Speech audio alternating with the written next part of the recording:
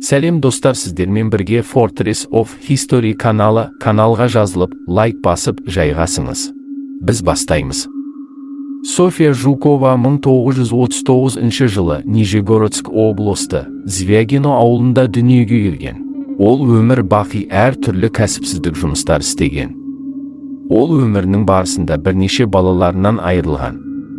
Уақыт келе ол Хабаровскқа көшіп сол жерде тұрды.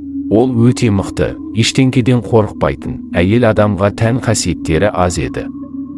Дауысы еркектегідей, тамағымен сөйлейтін. Кейін осы қалада ол тұрмысқа шығып, 2 ұлды босанған. Балалары өскеннен кейін, екеуі де полиция қызметкері болып жұмыс жасады. София Жукова жергілікті ет комбинатында жұмыс жасаған. Сол жұмыстан зейнетке шыққан.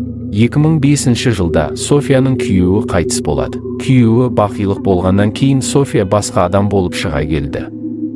Ол бүкіл көршілермен ұрсысып, төбелеске де барған, жасына қарамай, елдің бәрін өлтіремін деп қорқытқан. Адамдар бұл кемпірдің сөзіне мән бермейтін, алжыған кемпір не істей алады, бастан кеткен деп айтатын. Бірақ 14 желтоқсан 2005 жылы Настя Алексенко мектептен құрбысы екеуі келе жатқан. Настяның үйіне жеткен кезде олар қоштасып, Настя подъезге кірген. Содан қыз із-түссіз қыз жоқ болған. Ол апа-атасымен тұратын. Настя үйге келмеген соң, апа-атасы іздеу сала бастады. Олар Настяның құрбысына хабарласып сұрастырған кезде, Настя подъезге көрші апамен кіргенін айтқан. Ол апа София Жукова еді. Полиция қызметкерлері келіп көршілерді сұраққа алды. Көршілері қызды көрмегендерін айтты. Тек София Жукова ғана қызды подъезде көргенін, және сырттан бір қыздар Настяны шақырғанын айтты. Настя сол мезетте сыртқа шығып кеткен. Содан бері көрмеді. Полиция қызға іздестіру жұмыстарын бастады. Настяның анасына бірнеше рет адамдар хабарласып көмектеспекші болған. Бір адамдар Настяға ұқсайтын қызды көрдік деп хабарласқан. Іздей келе ол ақпарат шындыққа үйлеспеді. Бір күні бір әйел адам Настяның анасына хабарласып, қызың тірі деген. Бұл хабарды Настяның анасы полицияға барып айтады. Телефонға хабарласқан адам шұжық шығаратын мекемеден хабарласқан. Бірақ кім хабарласқаны белгісіз болды. 27 желтоқсан күні Хабаровск қалашығының тұрғыны қоқыс контейнердің қасына тоқтап қоқысын таптап жатқан кезде, ол қара пакетті байқайды. Пакеттің бір бұрышынан ет шығып тұрғанын байқаған ол көлігіне басып үйіне кетеді. Үйіне жеткен кезде иттерге ет берейін деп пакетті ашқан кезде, ол адамның мүшелері екенін түсініп тілі байланады. Ол полицияға хабарласады. Полиция ол пакеттегі адам мүшесін жоғалған қыздың анасына көрсеткен кезде, анасы қыз екенін айтты. Анасы қандай жағдайда болғанын жеткізу аса қиын. Настяны кім сондай қиянат жасағаны белгісіз болды. Уақыт өтіп жатты.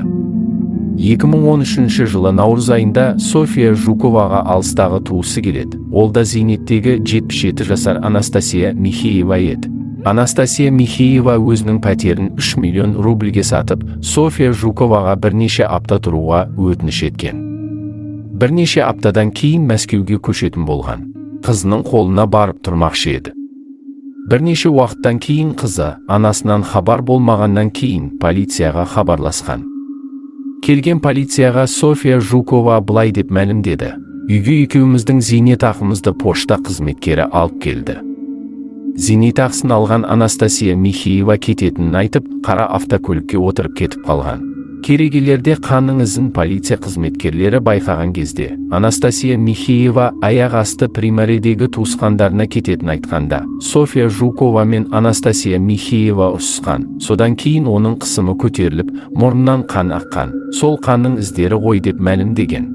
Полиция қызметкерлері Анастасия Михееваның қызымен сөйлескен кезде, қызы примареде туысқандар ешқашан болмағаны туралы айтты. Кейін полиция пошта қызметкерімен де сөйлескен кезде, ол зейнетақы алып келген кезде София Жукова ақшаны алған. Ал Анастасия Михееваны сұраған кезде, София Жукова Анастасия Михеева қара машинаға отырып кеткенін айтқан. Пошта қызметкері сол кезде күдіктенген, өйткені оның терезелері үйдің алдына емес, үйдің артына шыққан. Ол терезеден көлікте көре алмас еді. Бұл кезде де полиция София Жуковаға ешқандай бір іс қозғамады. 2019 жылы 62 жастағы Василий Шляхтич зейнеттегі досына үйінде тұруға бір бөлме сұрады. Ол 10 000 рубль төлейтінін айтты. Зейнеттегі досы София Жукова еді. Ол екеуі бірге тұрды. Василий Шляхтич көше сыпырғыш болып жұмысын жасайтын. Өкінішке орай 2019 жылы 28 қаңтарда Василий Шляхтич жоғалып кетті. 3 күн жұмысқа шықпаған Василий Шляхтич жұмыстағы қызметкерлер іздестірді. Олар таппаған соң полицияға хабарласты. Сол күні полиция Василий Шляхтич София Жуковамен тұрғанын білді. София Жукованың көршілерінен сұрастырды. Сол кезде София Жуковның астында тұратын пәтердегі көршілері 29 қаңтар түнгі сағат 2-лер шамасында қатты дүрсілдеген дауыстар София Жукованың пәтерінен шыққан. Ұрған сайын еркектің дауысы шыққан. Келесі күні таң ертең олар София Жукованы қара дәу пакетті қоқыс контейнерлерге сүйреп бара жатқанын көрген. Полиция қызметкерлері София Жукованы ұстамақшы болды. 5 қызметкер зейнеткерді әреңдегенде ұстаған. Өйткені София Жукова зейнеткер болса да, күші өте көп болған. Полиция пәтерден көп қанның ізін тапқан. Балта мен қолараның тістерінде де қанның ізін тапқан. София Жукова өз кінәсін мойындамады. Оны уақытша СИЗОға жапты. Бірнеше күннен кейін ол, сол түні үйге Василий Шляхтич досымен келгенін айтты. Олар бірге шай ішіп отырған кезде, екеуі кемпірді зорлаған. Василий Шляхтичтің досы қашып кеткен. Василий Шляхтич екеуі төбелесе келе, қорғанамын деп байқамай балтамен ұрдым деген. Бұл сөзіне тергеушілер сенбеді. Өйткені алдыңғы 2 өлімге де бұл кемпірдің қатысы бар екендігін түсінді. Полиция криминалистерді қайта пәтерге шақырып тексерткізді. Олар линолеум астынан тағы қанның ізін тапты. Сараптама 2013 жылы жоғалып кеткен туысқанның қаны екені дәлелдеді, яғни Анастасия Михееваның қаны болып шықты. София Жукованың СИЗОдан жалпылай камераға кіргізді. Онымен 2 басқа соттың шешімін күтіп отырған күдіктілер де отырды. Басында София Жукова оларға өзінің кінәсіз екенін айтатын. Бірнеше күннен кейін ол қасында отырғандарға Василий Шляхтичті, Анастасия Михееваны және кішкентай Настяны қалай өлтіргені, балтамен бөлшектегені туралы айтқан. Бірге отырған қыздар оның әңгімесінен шошып, тергеушіге айтқан. Тергеушілер София Жукованы қайта тергеген кезде ол бәрін мойындады. Бірнеше ай өткеннен кейін ол өз сөзінен бас тартты. Осылай айтуға қызметкерлер мәжбүрлеген деген. Бірақ полиция қызметкерлері үлкен жұмыс жасап, көптеген дәлелдер тауып София Жукованы сотқа өткізді. Сот барысында София Жукова кішкентай Настяның анасына жымиып қарап күле берді. Ол қызды желкесіне сүйреп пәтерге кіргізіп басынан ұрып, қалай өлтіргенін, қызды қалай бөлшектегенін айтты. Ол кішкентай Настяны ары-бері жүгірген үшін, шулаған үшін өлтірген. София Жукова сот кезінде өлтірген адамдардың туыстарына қарап боқтап күліп мазақ қылған. Ол адамдарды қалай өлтіргенін сипаттаған кезде рахаттанып күлімсіреп, қатты күліп айтқан. Бұл деген мыстан кемпір. Ауру адамды өлтіргеннен ләззат алатын. Сұмдық, сот шешім шығармады, тағы бірнеше уақытқа дейін созды.